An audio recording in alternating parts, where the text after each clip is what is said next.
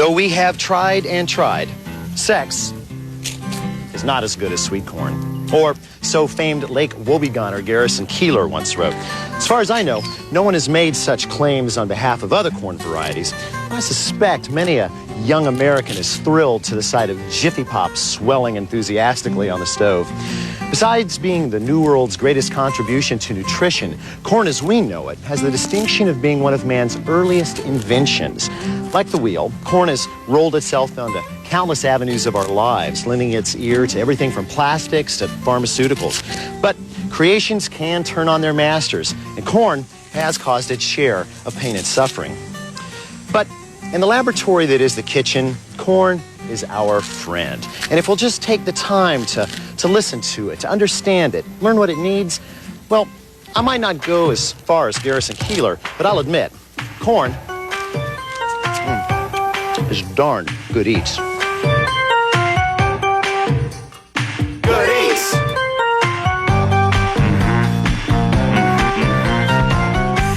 Corn, you may have noticed, doesn't very closely resemble its grassier cousins, rye, wheat, or barley. That's because one day back in Mesolithic Mexico, a farmer looking at some grasses spotted an anomaly, a mutation. Now, I'd love to go into detail, but as I have told you time and time again, I am not a nutritional anthropologist. But you, of course, are. Yes, I still am. Great. So tell me, how is it that man created corn? Well, first of all, let's get this straight. It's not corn anymore, it's maize. Corn is a linguistic artifact. It's an Old English word that means a little hard thing. Like you get a corn on your foot. You have an acorn dropped from the tree. So they basically just didn't know what it was, so they called it corn. Yeah, any grain, any generic grain came to be called corn. Oh, okay then. So how is it that man created maize? It seems that there was two kinds of grasses that grew side by side in Central America, and they had a grain that the Indians would just gather. Right. And they found that if they grew next to each other, they grew better.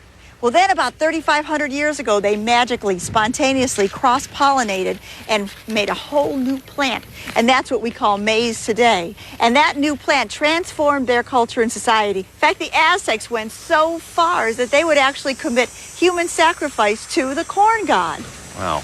I guess the Aztecs must have been disappointed in the corn when the corn ran back to Europe with Cortez. Yeah, maybe they were, but you know, in a way, the Native Americans got the last laugh. How's that? Well, because the Spaniards took back the material, but not the technology to make it healthful. The way the Native American style of making it was with alkali, that it would change the cellular structure and the amino acids and make it a more healthful product. Ah, so the Europeans didn't do that. No, they just cooked it, made it in a mush, and made it into bread and all kinds of things. And then they started getting this nutritional deficiency disease that became known as pellagra. What are the symptoms of that? Well, first you get this rough skin, and then you get diarrhea, and then that goes on to dementia, and then death. You know, Deb, you're always full of these cheery little fun facts. I really appreciate that about you. I try. By the way, why is it that whenever I meet you, you're walking around in grass? Oh, right now I'm just looking for a baseball game. Well, you can find that one at Blockbuster, I think. So here's the real deal. See, as man and corn developed together, man kept seeing these recessive traits come out, and they would crossbreed those. Eventually, they actually got corn to grow with this husk on it. It makes it completely impossible for the corn to germinate itself. So corn is completely dependent on man, but it does repay man in the kitchen. Having been under development for a good 10,000 years, there are a lot of corn varieties. I mean, how else could the good folks of Mitchell, South Dakota do this? See that? That's all corn. Corn palaces. Everybody there's got one. Well, unfazed by this vast variety, we here at Good Eats have managed to shoehorn the entire corn universe into 3 varieties: popcorn, field or dent corn, and sweet corn, which despite making up a measly 1.66% of the American corn crop, is the corn we think of when we think of corn. Now, freakishly mutated though it is, corns are still grasses. And just like grains of wheat or grains of rice, each corn kernel is an individual seed composed of a seed coat, an embryo, and a kind of botanical fuel tank called an endosperm. And it's the composition of the endosperm which decides the culinary disposition of every variety of corn. Now, take sweet corn, for instance. The endosperm is mostly made up of sugar, but when the ear is picked, the ear senses that something is seriously wrong, and it deploys this enzyme which starts rapidly converting the sugar to a more easily metabolized starch.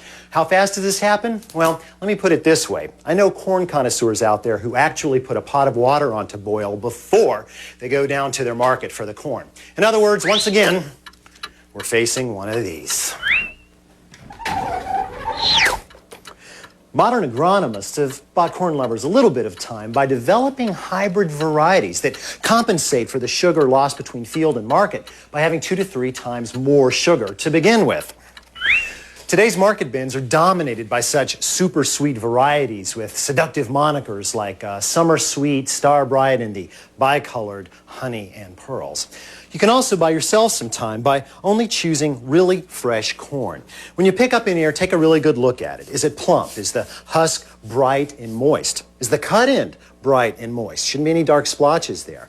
And look at the tassel. Important things, tassels. Should be slightly sticky and brown, not matted and black. A black tassel signifies a mature ear, and that means more starch than sugar. Now, if it passes inspection on the outside, take a look on the inside. The kernels should be tight, rode all the way up to the top, and when pierced, should explode with milky goodness.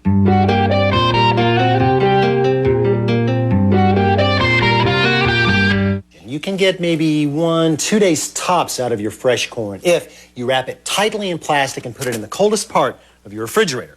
If you're looking for more time, though, you're going to have to take a cue from food scientists over at the University of Maryland, who've actually figured out that you can hold corn at its peak of flavor for up to 2 weeks if you shuck it and give it a 15-minute ice water bath laced with 1 drop of lemon juice and 2 drops, believe it or not, of Clorox bleach. Turns out that the bleach citrus Mickey lowers the water's pH just enough to inhibit both microbial and enzymatic action in the corn. Post-bath, just seal it up in a freezer bag and put it right back in the coldest part of your fridge. Now, when in season, young, fresh corn scarcely needs cooking, but since butter doesn't really melt on cold ears, a quick dip in boiling water, say a minute, is appropriate. Now, when it comes to cooking shuck on or off, it's really a matter of taste. But personally, I appreciate the, excuse the wine speak, grassy notes that the shuck lends. Now, if your corn's been stored for more than a day or two, or if you suspect the farm is more than, say, 2 zip codes down the road, add 2 tablespoons of sugar to the water, but no salt. Or you can skip the water altogether and roast. 30 minutes in a 350-degree oven will not only cook your kernels to perfection, it will actually enhance their sweetness. When the husks start to brown and the ears yield a gentle pressure, you're ready to shuck, butter, salt, eat, repeat.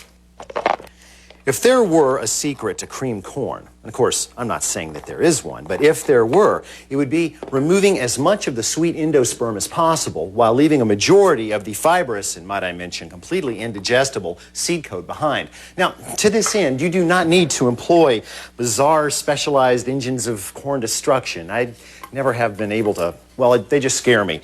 All you've really got to have is a good sharp knife, a paper bowl, and a wide, flat metal bowl or pan to catch all the action. Now, the strategy here is to not think about cutting the corn off, rather shaving it off. The knife stays almost dead parallel to the cob. You don't have to worry about the knife because the paper bowl is there to prevent any dings. Oh, by the way, before you even start this business, go ahead and chop half an onion and sweat it in 1 tablespoon of butter, along with 2 pinches of salt, kosher salt, and 1 sprig of rosemary, bruised. There. Now remember, sweating is a low heat method. If you start to see any color or brown forming on the onion, turn down the heat. Once you've given 8 ears of corn a good close shave, it is time to milk. Just turn your knife over and use the spine to scrape out the rest of that endosperm. And if you'll angle the knife kind of down and away from you, it'll act like a mud flap and keep you from taking this stuff directly in the face. Just turn and scrape. Don't worry about going all the way to the bottom. I usually do this in 2 stages. When you get down to the bottom, just pick up the cob and scrape it against the knife. I'm actually not moving the knife, just scraping the cob against it to get those bottom kernels. There. Now that is some of what we're looking for. That's the endosperm, nice and milky and soft. When you see this kind of honeycomb look, that means that you've definitely gotten everything that's worth getting. But don't get rid of this. It's got all kinds of purposes. You could, for instance, well, if the MacArthur thing's not exactly your style, you can still smoke it. Just save up these corn bones, keep them in the freezer, whip them out the next time you grill, and just drop one right onto your charcoal. Beats wood chips by a long shot. Once the onions are nice and soft and the rosemary is fragrant, it's time to add our corn. And make sure when you do, you get every drop of it. And turn the heat up to medium high, not all the way to high, just medium. A tablespoon of sugar will help increase the overall corniness of the dish. I don't know any other way to put it.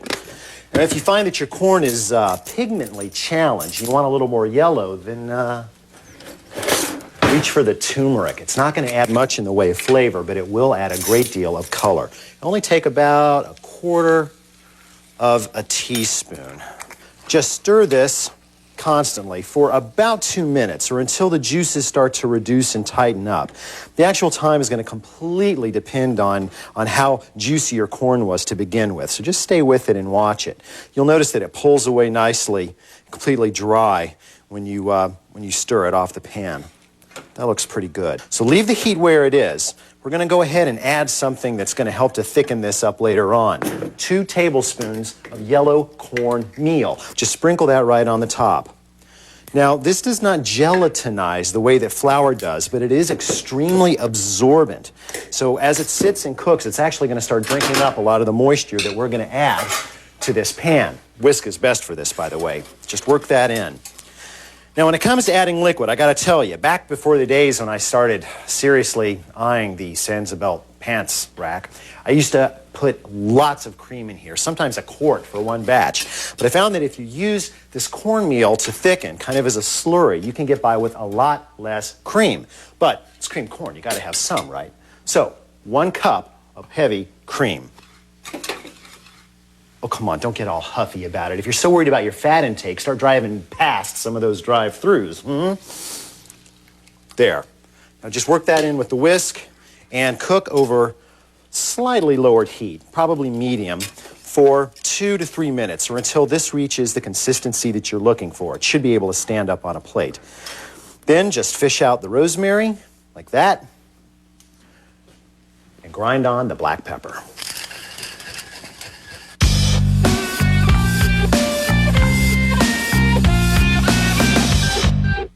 Cornbread is everything I love about America. Independent, determined, unapologetic.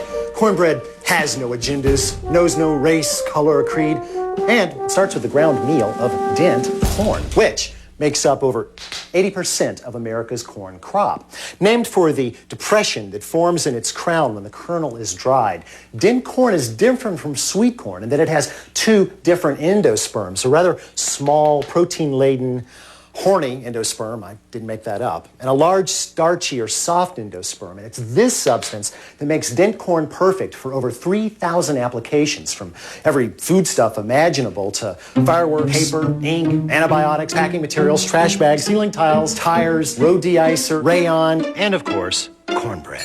When it comes to cornbread, I don't care what side of the Mason-Dixon line you hail from. You need cast iron. Skillet, that is. Black gold, 10 inches wide at 425 degrees hot. So get this in here before you set up the rest of the gear. Construction begins with 2 cups of cornmeal. Now, I don't mind measuring this stuff by volume because unlike flour, cornmeal doesn't really compress. Oh, I prefer yellow corn because I think it just makes a tastier meal, but you can use white or even blue if you want. What really counts is the nature of the grind. Now, in some corn cultures, say South Africa, coarse meals produced by devices that look like this are the norm. But here in America, with the exception of grits, and in the Deep South, hominy, fine corn meals dominate. Now, mass-produced versions ground by high-speed steel rollers are extremely uniform in texture. And since they're degerminated in the process, they've got a lot of shelf life, if not a whole lot of flavor. Now, I go for meals ground by small, independent mills. Besides containing some, if not all, of the flavorful germ, that embryo we were talking about earlier, these meals are usually stone ground, which results in a very unique texture and flavor. But since they do contain some fat, these meals need to be kept airtight and cold, as in the freezer. Back in the bowl, we've got our cornmeal, to which we will add 1 teaspoon of kosher salt and a tablespoon of sugar and 2 teaspoons of baking powder. And we're actually going to use 2 different leavenings here. The baking powder, 1 to 2, and a 1/4 teaspoon, actually 1/2 teaspoon, of baking soda. Now, as you probably remember from our biscuit show, The Dough Also Rises, you've got to have a balance of acid and alkaline if you're going to have really great CO2 production, and that's what does the leavening. So in this case, we've got a balanced acid and alkaline combination, but we've thrown in extra alkaline. What's up with that? Well, because there's acid in buttermilk. And we're going to have a cup of buttermilk in the wet ingredients, and that's going to balance things. Oh, be sure to mix this stuff up. Dry leavenings don't like to be left in clumps. So, cup goes in along with 2 eggs and 8 ounces, that's 1 cup, of our creamed corn. Cool, huh? Now, you don't have to make your creamed corn. You can use stuff just from the can from the grocery store. That's okay. But obviously, the flavor's not going to be the same. So whisk that together just until the eggs disappear. There you go. And then dump all of the dry right into the wet. Now, I know that's different from the usual procedure, but in this case, it's okay because for one thing, cornmeal is not like flour. It won't clump up on contact with moisture. The other reason is that this will keep you from overmixing. And if you overmix cornbread batter, you end up with something flat like a Johnny cake, and Johnny cakes are different from cornbread. So stir and then stop and take a look. You might need to add more moisture to this, depending on the moisture content of your cornmeal or of the corn that you started with in the first place. You don't want it to look like cake batter, but you don't want a block of yellow either. This looks like a loose mortar, and that is exactly what you're looking for. Supply your cornbread with some spine by getting the pan ripping hot and then pouring in about 2 tablespoons of canola. Swirl that around just enough to coat, then pour the batter right in. Do this right here on the rack of the oven because you do not want to let this pan cool down. Don't stand around and talk to the oven either, or people might get the wrong idea. Anyway, get everything in there that you can and get it back in. Now, the welding gloves, by the way, are not required. They're just here to prove a point. This handle is hot, okay? Of course, if you've got welding gloves hanging around the house, why not?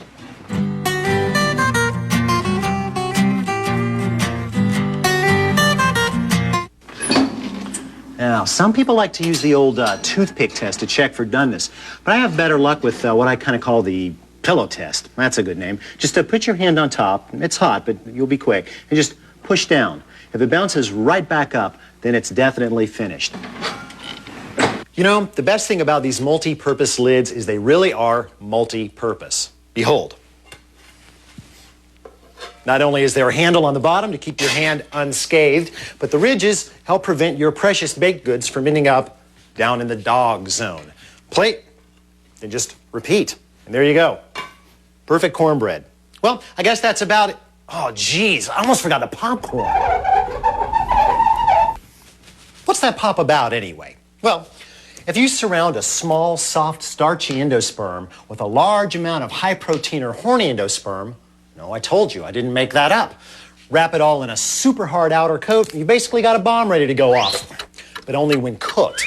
When heated, the moisture boils, turns into steam, blows the whole thing to smithereens. The sudden decrease in internal pressure allows the starch inside to expand several hundred times in volume and solidify. Kind of like this stuff, only it tastes good. This doesn't. Popcorn's freaky architecture makes it perfect fodder for the microwave. Quarter of a cup of quality popcorn into a brown paper bag, a little oil, pinch of kosher salt, shake on some hot stuff if you like, and seal up the bag with 2 staples. Keep the steam in. Into the microwave on high for 2 to 3 minutes or until there's 5 seconds between the pops. Whether you agree that corn outranks other earthly pleasures or not, you can't argue. Corn is uniquely and absolutely American, just like Clint Eastwood or the Rocky Mountains. The way I see it, Italy ran off with our tomatoes, Ireland stole our spuds, but these are ours. Not to mention, seriously, it eats.